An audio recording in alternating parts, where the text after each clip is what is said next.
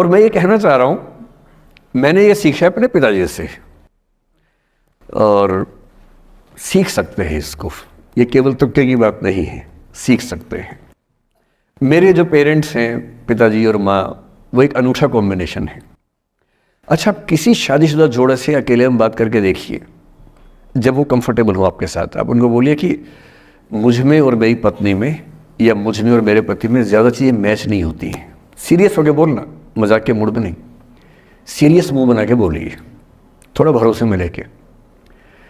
दुनिया का हर जोड़ा आपसे बोलेगा आप में तो फिर भी कुछ मैच होता है, हम में तो कुछ मैच नहीं होता, एक भी मैच। सारे जोड़े ऐसे ही चल रहे हैं, सबको लगता है कि उसका घर बढ़िया चल रहा है, मेरा ही ठीक नहीं चल रहा, क्योंकि उसका घर आपने फेसबुक पे देखा है, अच्छी अच्छी फोटो देखी हैं। 24 घंटे में से जो 2 अच्छे मिनट आए थे, उसमें ली गई 25 फोटो में से बेस्ट फोटो फेसबुक पे आई थी, और अपने घर में आप बाकी 24 घंटे में से 2 मिनट छोड़ के बाकी देख रहे हैं। तो दूसरे का घर हमेशा अच्छा लगता है कि यार लाइफ हो तो उनके जैसी हो। तो हमारे माता पिता भी स्वभाव उनका भी थोड़ा अलग रहा, सबका है, हमारा भी है। तो मेरे पिताजी हैं मस्त मौला आदमी, जैसे कबीरदास, एकदम फक्कड़ मस्त मौला आदमी, भाड़ में जाए दुनिया, उस मूड में रहते हैं, नुकसान हो जाए भाड़ में जाए। गीता का सार उन्होंने अपने मन में बिठा लिया है। उनका बड़े से बड़ा नुकसान हो जाता है तो क्या बोलते हैं, हमारा क्या था, जो लाए थे, जो लिया यहीं से लिया, जो दिया यहीं दिया, साथ लेके क्या जाना है, बात खत्म। कोई टेंशन ही नहीं उनको।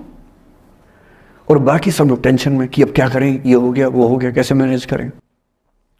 मेरी माँ को तनाव हो जाता था, और जब पिताजी ऐसे हो तो माँ को तनाव होगा, सीधी सी बात है।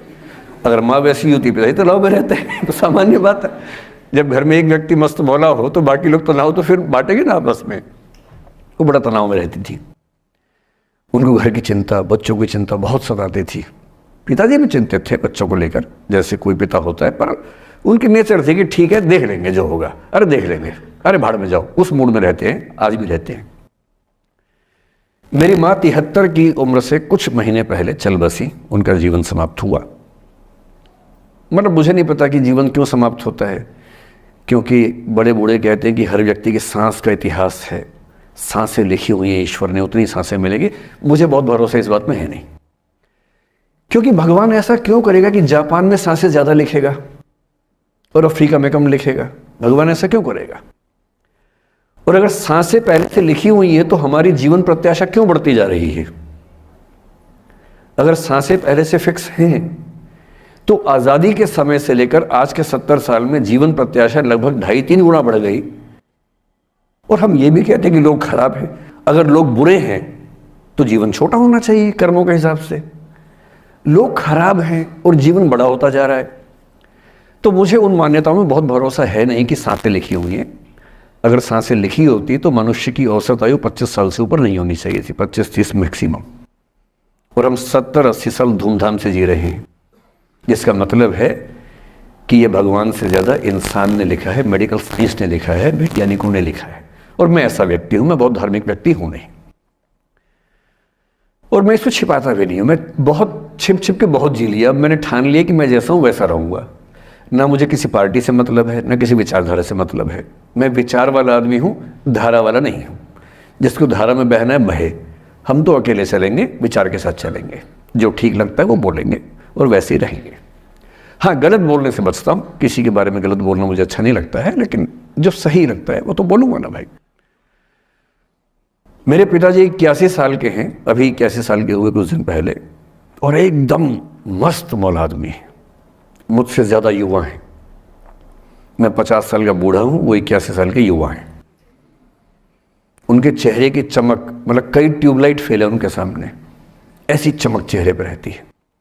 क्यों रहती है? उसकी एक वजह यह कि वो रोज़ सुबह 2-3 घंटे प्राणायाम, योग, ध्यान, बहुत कुछ करते हैं।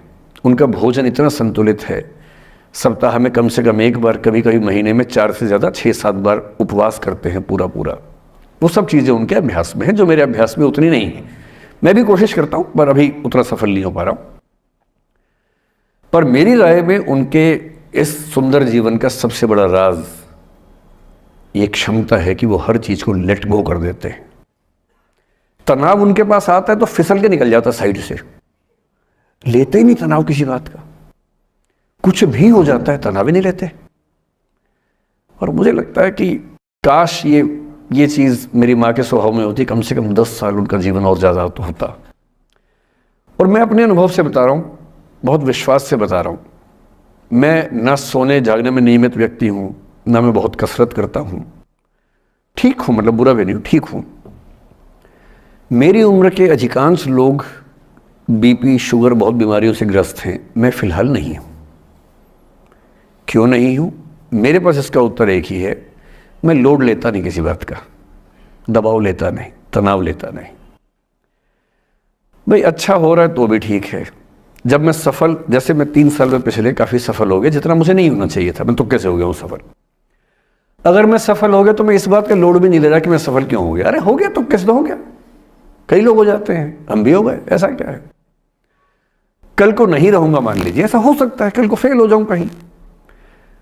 फेलियर को पचाना पता नहीं कितना मुश्किल होता होगा लोगों के लिए। मैं अपने बारे में जानता हूं, मुझे मुश्किल नहीं होने वाला, क्योंकि मैंने सफलता का लोड लिया ही नहीं अपने ऊपर। विफलता मुझे क्या प्रभावित करेगी, बहुत फर्क नहीं पड़ता है। और मैं दावे से कह रहा हूं कि यदि ये टेम्परामेंट आपका हो, जो मेरे पिताजी से मैंने सीखा है, तो आप जिंदगी में सफल कितने होंगे वो एक अलग पैरामीटर है, पर आपकी जिंदगी शानदार होगी। और जितनी जिंदगी आपकी है, जितनी सांसें आप कहते हैं कि लिखी हुई हैं, गारंटी से कह रहा हूं कि 10 साल बढ़ जाएंगे। कुछ और लोगों के आप कम कर देंगे अलग बात है, लेकिन अपने 10 साल बढ़ा लेंगे। इसलिए ये सीखना बहुत ज़रूरी है कि कैसे लेट गो करना है जिंदगी की चीज़ों को। 3-4 प्रसंग होते हैं। एक होता है कि आप किसी को बहुत चाहते हैं पर वो आपको नहीं चाहता। आपकी उम्र में ये सब तो खेल होता है, और क्या खेल होता है। मेरे घर में 2 बच्चे हैं 17 साल के, तो मैं उनको देख के समझता रहता हूँ। वो मुझसे छुप छुप के किसी से बात करते हैं और मैं छुप छुप के सुन लेता हूँ। तो उन्हें नहीं पता, मुझे तो नाम भी पता है किससे बात करते हैं, एक आध का तो एड्रेस भी पता है मुझे। और मैं तो बच्चों को बोलता हूँ कभी जाना वाना हो तो मैं ले चलूँगा, चिंता मत करना, बोल देना कि ड्राइवर साथ में आया है, टेंशन मत लेना। तो मेरे तो बच्चे मेरे दोस्त हैं, मैं तो बड़ा दोस्ती के भाव में रहता हूँ। मेरा एक ही बेंचमार्क है कि वो जिस उम्र में जैसे हैं मैं कैसा था, और वो मुझसे अच्छे चल रहे हैं। उससे ज़्यादा उम्मीद मुझे करने भी नहीं चाहिए। मैंने जो कुकृत्य 8वीं क्लास में किए थे उन्होंने 11वीं क्लास में किए, तो बहुत है। मैं ये क्यों मान के चलूँ कि वो देवी देवता पैदा होंगे? मेरे ही तो बच्चे हैं भाई। जीन तो मेरे ही है, तो कैसे देवी देवता हो जाएंगे? तो ज़्यादा उम्मीदें क्यों पालनी है बच्चों से भी? मैं क्यों चाहूँ कि मेरा बच्चा IAS जॉब करे? क्यों करे? वो IAS भी क्यों करे? उसका मन करेगा तो करेगा, नहीं करेगा तो भाड़ में जाए। अगर वो कहेगा कि मुझे स्टार्टअप करना, स्टार्टअप कर लो भाई। अगर वो कहेगा मुझे कुछ और नौकरी करनी है प्राइवेट सेक्टर में, तो वो कर लो। मैं क्यों ठेकेदार बनूं उसका भाई? मैं क्यों ये चाहूँ कि वो मेरे रास्ते पर चले, मुझसे बेहतर बने? ये सब बेकार।